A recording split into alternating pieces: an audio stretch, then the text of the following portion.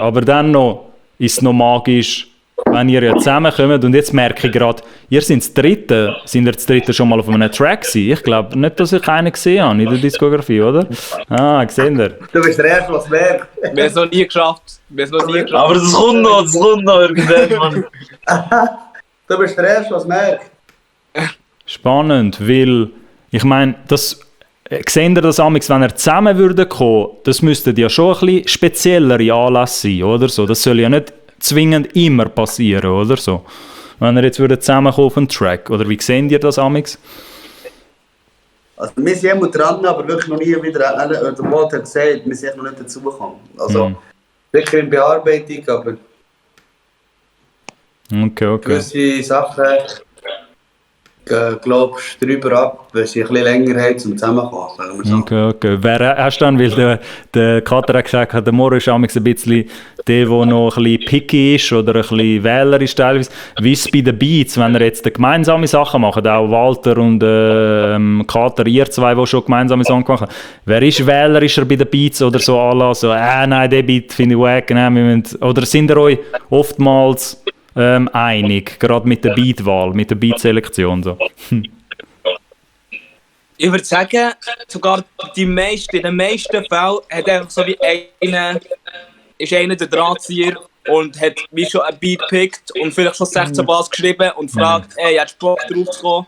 Ich habe das Gefühl, die Part wird hier noch drauf passen. So. Ich glaube, das ist meistens so gewesen, aber es ist sicher auch schon vorgekommen, dass wir gemeinsam einen Beat haben gepickt. Und ich weiss nicht, bin ich vielleicht ein bisschen wählerisch?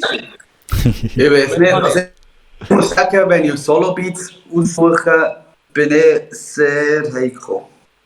Aber bei Collabs muss ich sagen, habe ich jetzt noch nie Mühe gehabt, würde ich schon sagen. Finde ich eben auch eigentlich. Also ich finde jetzt, wenn wir mal zusammen ein Beat hören, ist es nicht alle 2 finden geil und einer findet meistens ist es wirklich, der ist nice und jeder findet es so. Also. Es ist wirklich entweder ja oder nein. Es ist wirklich so eine. Meistens. Also ich glaube, Beatwahl sind wir alle 3 eigentlich auf dem gleichen Level und Stand. So. Ja, okay. Ja. Aber es gibt schon gewisse Momente, wo Walt schnell die Diva aushängt. Es gibt schon. Was? Die Diva aushängt. Nee, Ja. das mag ich nicht. Ja. Nein, aber ich bin auch okay, Ja. weißt du, sonst bist du ja mit jedem zufrieden. So.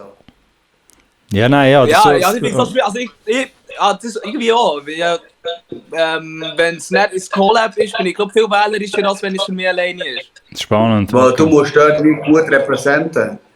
Bei einem Collab musst du einfach deine Schocke-Seite zeigen. Je nachdem, mit wem du Collab hast.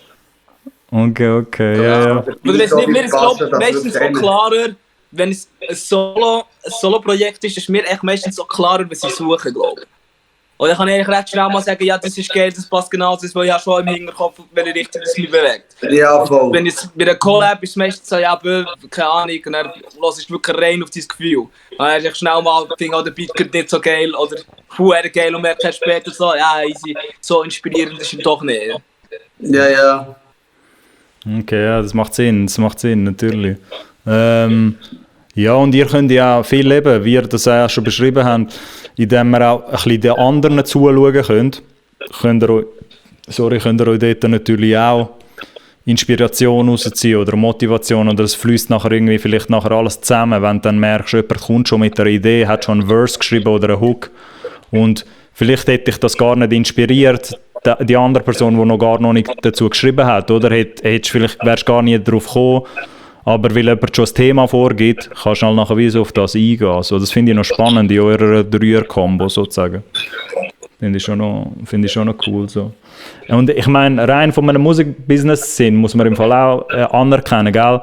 Weil ihr halt 3 Leute sind, kann potenziell auch mehr Output entstehen insgesamt. So, was natürlich von einer Musikmarketing-Seite schon spannend ist. Eben nicht for the sake of einfach releasen, aber wenn ihr jetzt, ich sage es mal so, charmant gesagt, wenn ihr würdet wollen, den Markt fluten in einem Jahr, dann könntet ihr das mit 3 Leuten, versteht ihr? So andere, die halt alles alleine machen.